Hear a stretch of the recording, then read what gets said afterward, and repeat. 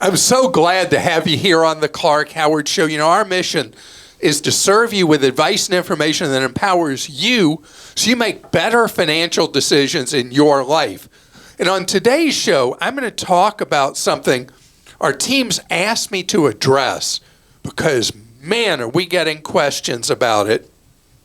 When and where should you sell gold and silver? Another question I often hear, do big price tags equal better quality on appliances? I got some surprising info for you. And I'm going to tell you the difference between brand name and quality when it comes to just buying and getting the price quotient in there as well. That's later. So, gosh, every time gold and silver's kind of an afterthought in this, but every time gold and silver start having very large price movements up, people are all about it. And then it'll go kind of quiet for a while, as does people's interest.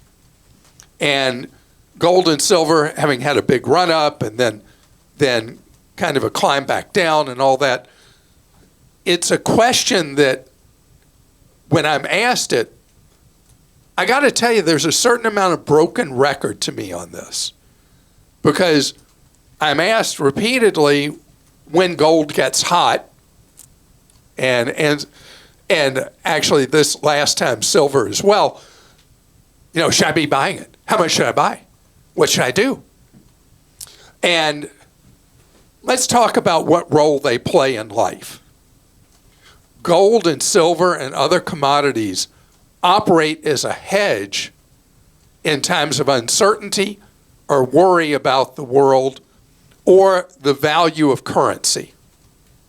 By currency, I mean U.S. dollar, other developed world currencies like the euro, that kind of thing, Japanese yen. And so having a hedge, which is something that the idea of a hedge is that it provides some downside protection when the world gets uncertain, which in some extent the world's always a certain amount uncertain. Having some hedge in gold, silver, commodities is a valuable strategy. It is not investing. Why? Because with gold and silver, other than some amount used for jewelry or in rare industrial uses, it doesn't create wealth the way investing in an enterprise does. It serves a different purpose. And that's why you will hear me say over the years that the amount you should buy and own should represent somewhere, if you want hedges, 5 to 10% of your investable assets. And again, remember, I don't refer to them as an investment. The time not to be excited about buying gold or silver is when they're in the news. Because when they're in the news means they've had a big run up. And then you stand the risk that it overshoots to the high end. You've bought when it's way on its way up, and then you ride it back down. And that's happened to some people lately. How would I buy a precious metal? So this is something that I differ a lot with. A lot of people who buy, particularly gold, want the actual physical gold. When you do that, you've got a lot of costs involved on the buy, on the sell. And that's why we get so many questions about it when people want to get rid of stuff. There's one thing when you buy. I mean, that's why Costco has become the go-to when people want to buy physical gold, because they don't mark it up like other people. And every time Costco puts gold up for sale, bam, it sells out in minutes many times. So the buy-sell spread's a real problem because you have to have a nice run-up in the value in order to just break even when you have coins, gold coins, silver coins, whatever, because of the buy-sell spread in the marketplace. On the other hand, if you buy an ETF or ETN for gold, an exchange-traded fund or note, and we have information on how to do that at clark.com. You can also find it on Investopedia. You're paying teensy tiny buy-sell, and you don't have to physically store it. You don't have to worry about somebody breaking in and stealing your money from your safe in your home or whatever, or hiding it under the mattress or wherever you put it. And then it goes the question, the heart of all the questions we've been being asked lately. Now, how do I sell it? So difficult. In fact, I saw stories when gold hit its peak that jewelers that buy gold were afraid to buy any more at that point because they were having to pay at such a high price at that point. So then you're running around trying to find somebody who will buy it from you. Whew. And then you got the buy-sell spread. And the differences in what one place will pay you from another, pretty significant. So to me, I come all the way back to the beginning, which is how you buy it is more important because it helps you avoid the difficulty trying to sell it later and paying that sell spread, where you lose some real market value from what you see the value is per ounce versus what you're getting. And that's why funds are your friend. Because you want to sell them, bam, you sell them. Ultra easy. And again, with gold and precious metals, remember the purpose. The purpose for me is simple and clear. Protection. It's almost like an insurance policy against potential bad times. And insurance, the whole idea of insurance, you don't put all your money in insurance. Insurance is to deal with potential calculated risk. That's why you cap how much you put into it to a small percent of your overall money. All right. Do you own any gold or silver? I don't. I don't think I do. It could be in a fund because I do use a fee-only fiduciary who buys things inside of my IRA. So, but I don't think so. So I'll tell you something. We got esoteric and exotic for a second.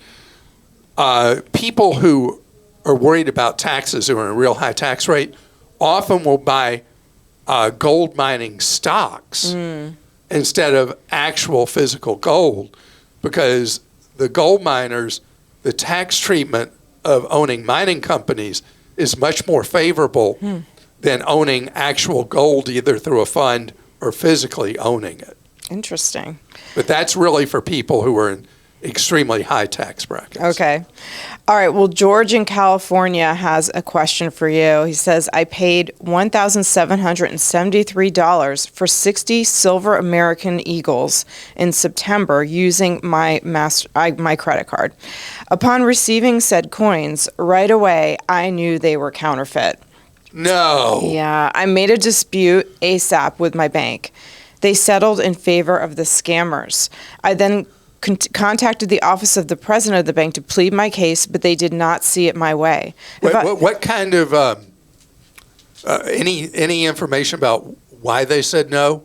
No, it just says, have I exhausted all my avenues of dispute other than small claims court? At the peak of the $115 plus an ounce for silver, I could have quadrupled my money if these coins were real. Who would I submit for the defendant, the bank or the scammers who have taken down their phony spoofed website? All right, so George, this one's really messy. You're dealing with, based on what you've learned, you're dealing with people who scammed you. So small claims court is going to do nothing for you. You could get a judgment, but the judgment is essentially unenforceable that you would have against the silver coin scammers. I wonder if they're even in the United States. They may not be. Yeah. But even if they're if they were in California, maybe a little more help for you. But generally, who knows where they're going to be. So that's not a viable option. And I want to suggest something I used to routinely suggest, and that is you file a complaint against the bank with the Consumer Financial Protection Bureau. Under chargeback rules, failure to receive goods and services is a valid reason for a dispute. Now then, this is the gray. Based on your knowledge, the coins are counterfeit. That is the area where the bank's like, hey, we're not getting involved in this. But filing a complaint at cfpb.gov may get you results. Now, I want to tell you about some new data on filing complaints with the Consumer Financial Protection Bureau. Last data 2 years ago found that when you filed a complaint with the Consumer Financial Protection Bureau, you had a better than 50% shot that the bank was going to help you out where they had not before. The most recent data I saw is that the success rate in filing that complaint is 5% now. It's fallen from more than 50% to just 5%. Why?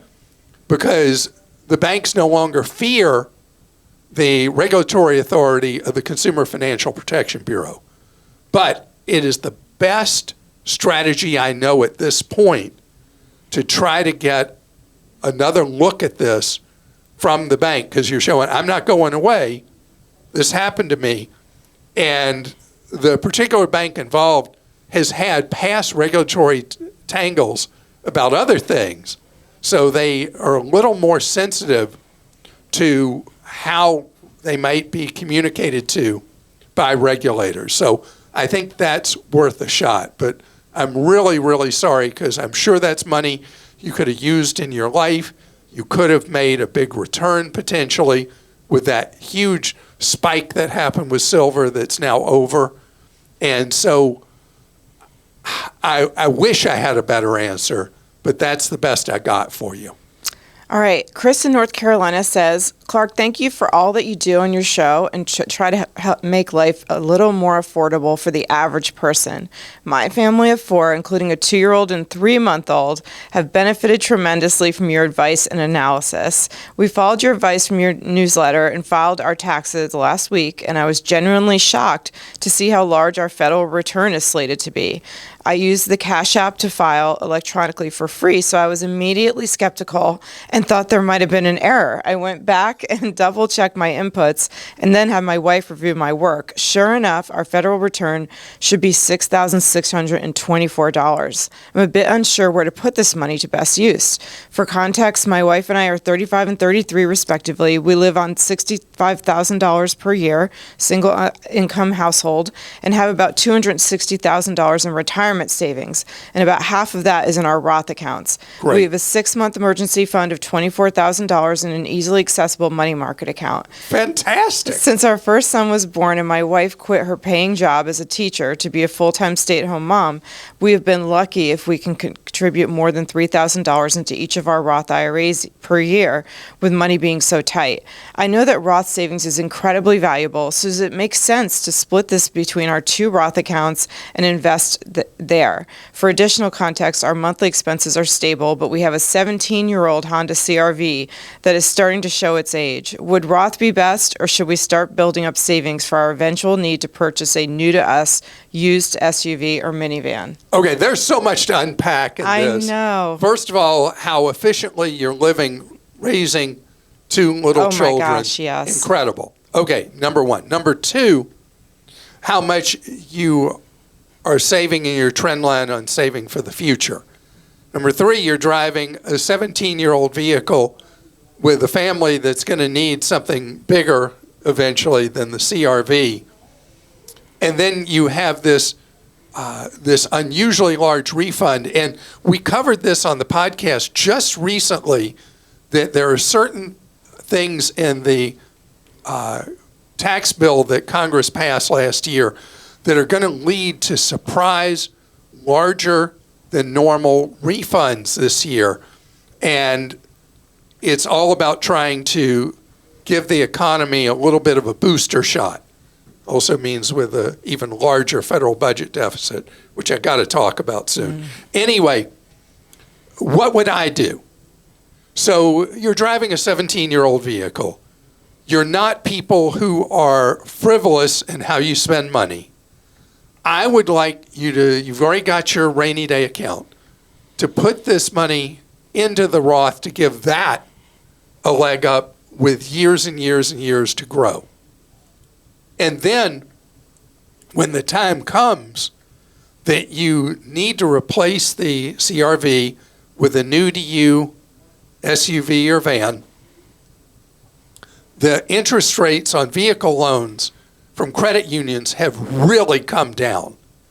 And so borrowing the money for that purchase will be cheaper than the opportunity cost you would face by not having that money have time to grow for retirement tax-free and be spent tax-free in the Roth. So that's why I would do that, is I would go ahead and pop that money into the Roth. You've already got the really solid rainy day account, and continue to grow your money for the long term. And the CRV is kind of still a baby, right? Those things can go 17, forever. 17, it's no longer a baby. It's not even an awkward teenager. It's a full adult now. So Okay. it is something that the clock's ticking on. Yeah. Because you're talking about one from, think about 2009. Mm-hmm. That's a long, long, long time ago. Joe in Texas says, it seems like more and more apps are activating Face ID to log in. While I have no problem using it for fun apps, I'm wary to activate it for banking apps. Is Face ID considered safer than inputting a username and password? Yes, passkeys are awesome. And that's the term the industry uses for it. And step by step, the big technology companies are cooperating on eliminating future use of passwords, because passwords are just nothing but a problem. And so passkeys, it's just an industry term for validating you are who you say you are in a way that seems to be superior, usually involving biometrics. You'll see more and more things where you log in using your phone to log into something on your computer. That is a passkey, where you're using your face or using your fingerprint in order to gain access. And so this is safer than passwords. And I would feel good about using it for a banking app or something like that, rather than using a traditional password. Coming up ahead, you know how people always say, they don't make things like they used to. True. Why did this used to last this long and now it lasts this short?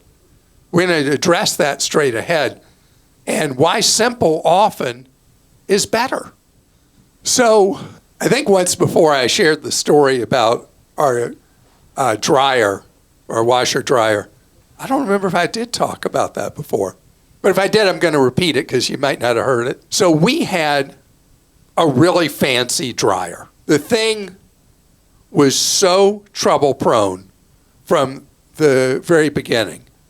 And eventually I was like, enough. And I did what I recommend you do when you're looking at buying appliances. Nobody does more research on reliability and dependability of appliances than Consumer Reports.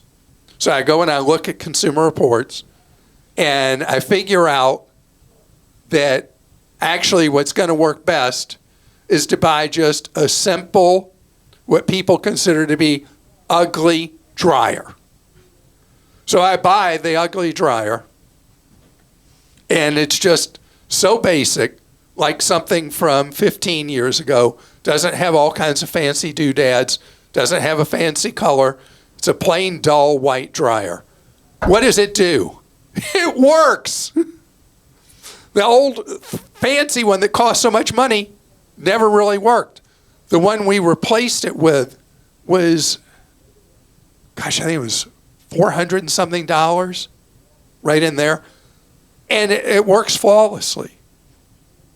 With appliances, I've talked about this before when we've had questions about refrigerators and things like this.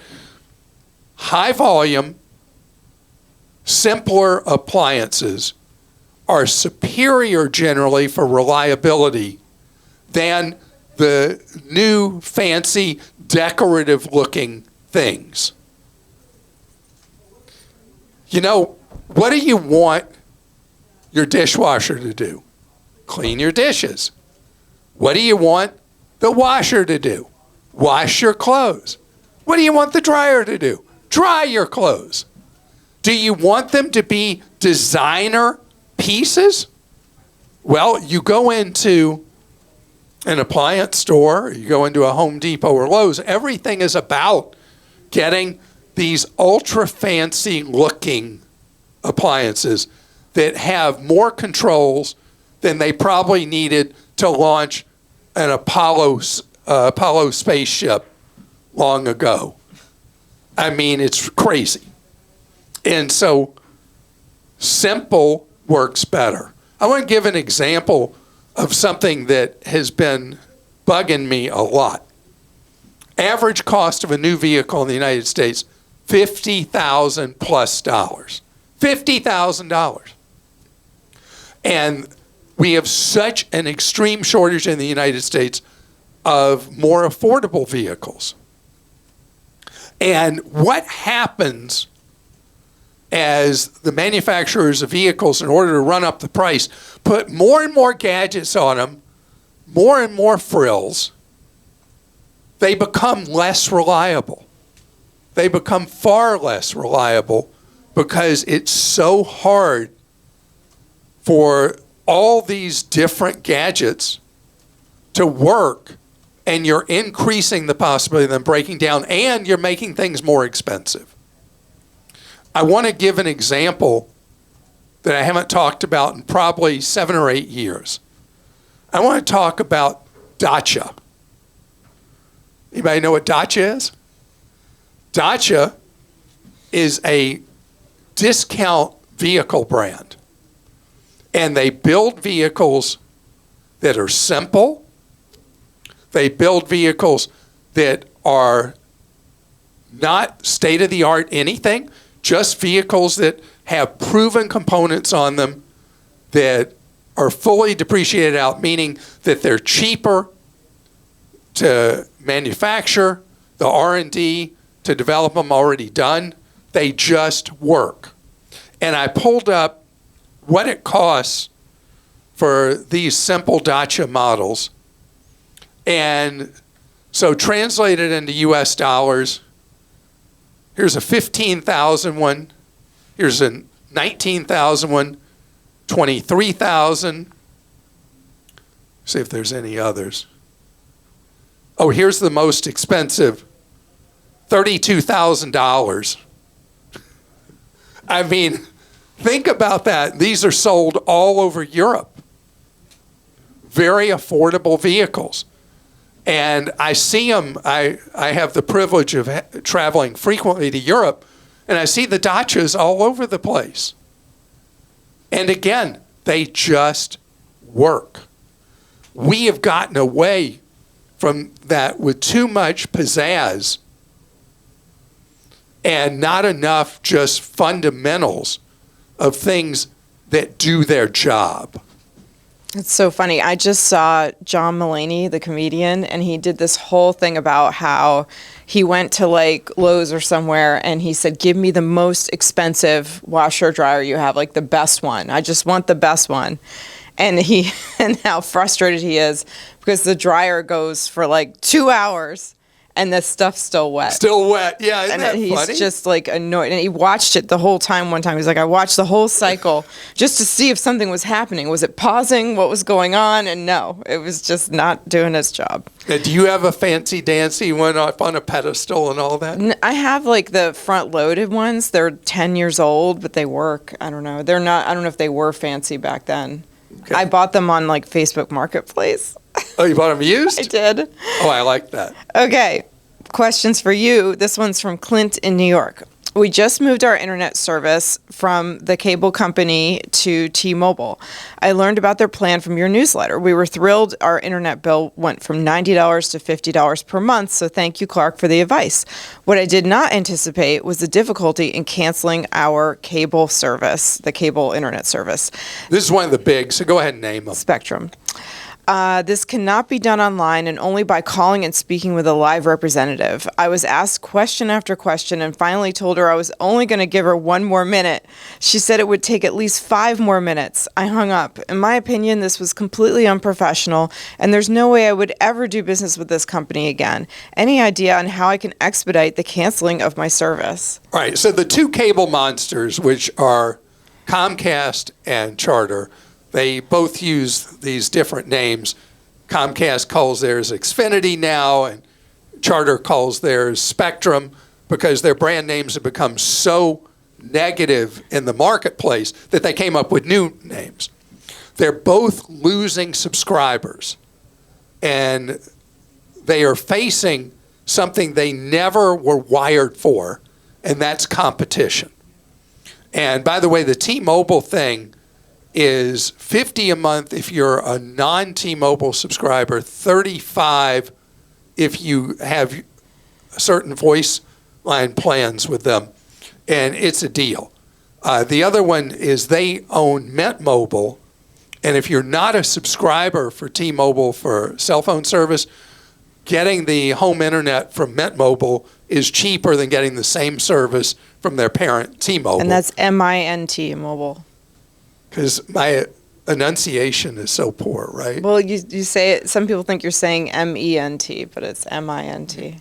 Yeah, Mint. sorry. So it's okay. Sorry. I just wanted to clarify. All right. So online and on YouTube, there is post after post and video after video on YouTube how to cancel your Charter service. I mean, this is the craziest thing. But they go to war with you when you try to cancel. You have got to put up with the endless retention specialist stall to get done with them. Otherwise, they're just going to keep billing you, and then you're double paying for internet. So there's even, I'm trying to remember if this was a post or a YouTube video, how to cancel Charter Spectrum in 14 minutes or less. I mean, really? Really? So understand the game.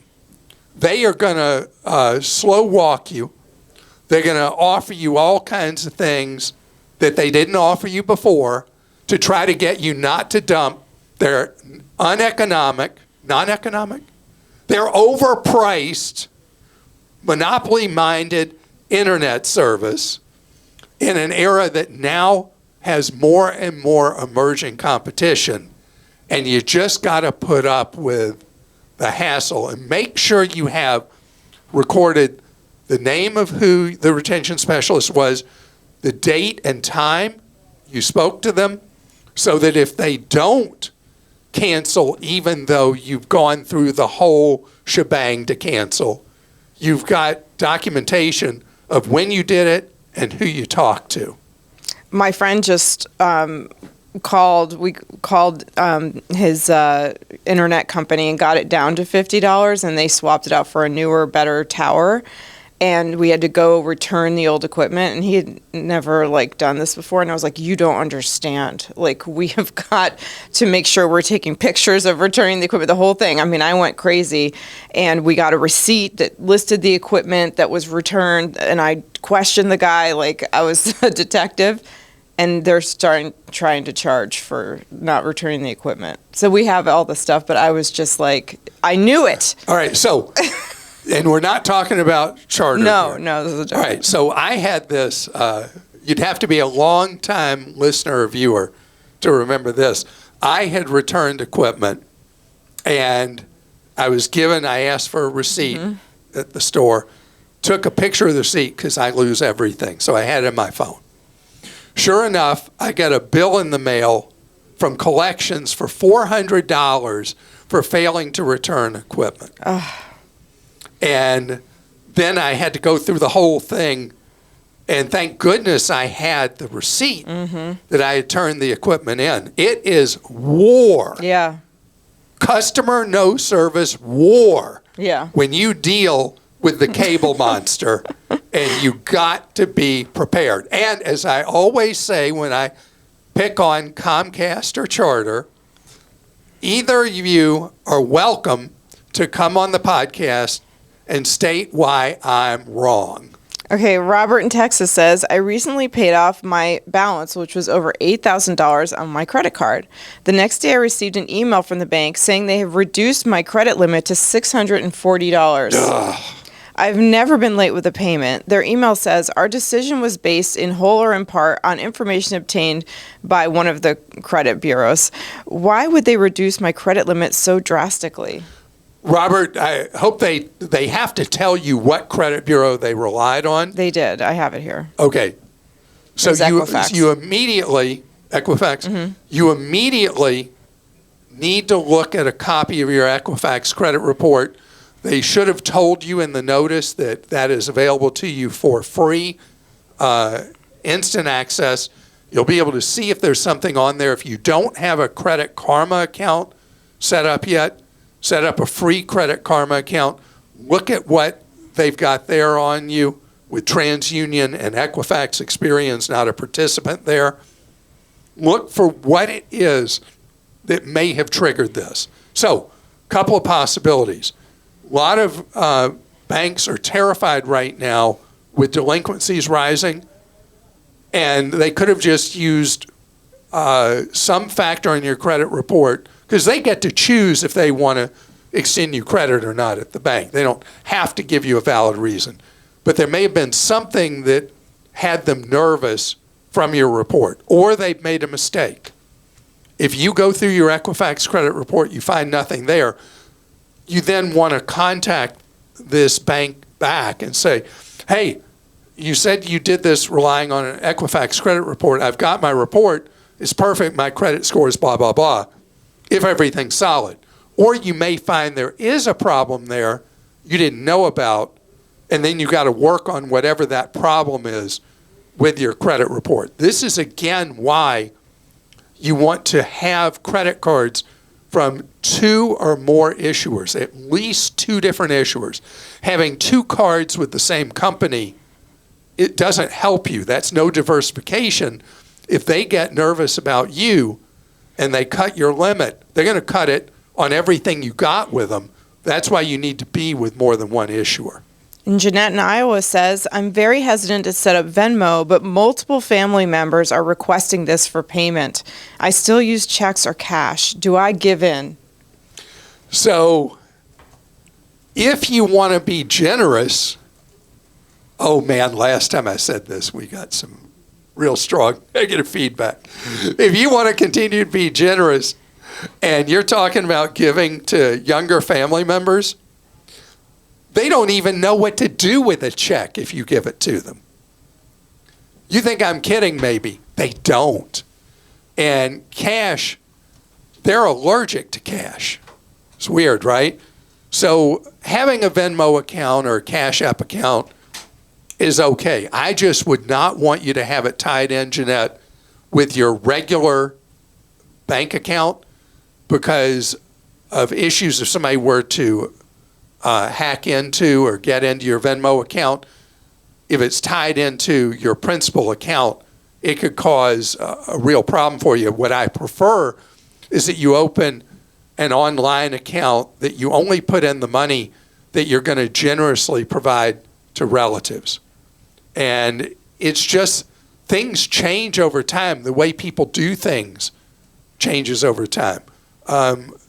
Countries are eliminating paper checks. We'll get there. The number of paper checks written in the United States has collapsed, and they're very seldom used because there's a lot of fraud risk involved with checks. So I think you could say, here's cash or nothing. But giving people checks, I wouldn't do it. It's too risky. Yes, there are risks, as I just stated, with Venmo or Cash App, but they are much less than what you face with physical checks. So, yeah, it's just what it is. My mother-in-law used to give checks to her grandkids. She doesn't anymore because they would go uncashed. She would give them to various of her grandkids, and they would just, the kids didn't know what to do with them, and they'd go in a drawer. And so she now has a Venmo account and sends them money that way. And they're all thrilled to get money that way. And that's it for us today. I hope you have had a really enjoyable time with us on our YouTube show or this podcast today, and that you learned something useful to you in your own life that you can act on in your own life. And coming up on Friday is when we have Clark Stinks. If you're new to our YouTube show or podcast, Clark Stinks is something we've done for the last 30 years where I get direct feedback from you if you feel that I'm giving bad advice, bad opinions, incomplete information, or I'm just plain dumb. And it's really useful for me to expand my pool of knowledge and to improve the quality of the information that I give out. So you ever hear something from me, see me say something you're not comfortable with, please take the time to post it on Clark Stinks at clark.com/Clark Stinks. Everything we do, every way we reach you is all about giving you knowledge that you can act on that empowers you so you can save more, spend less, and avoid getting ripped off. See you Friday.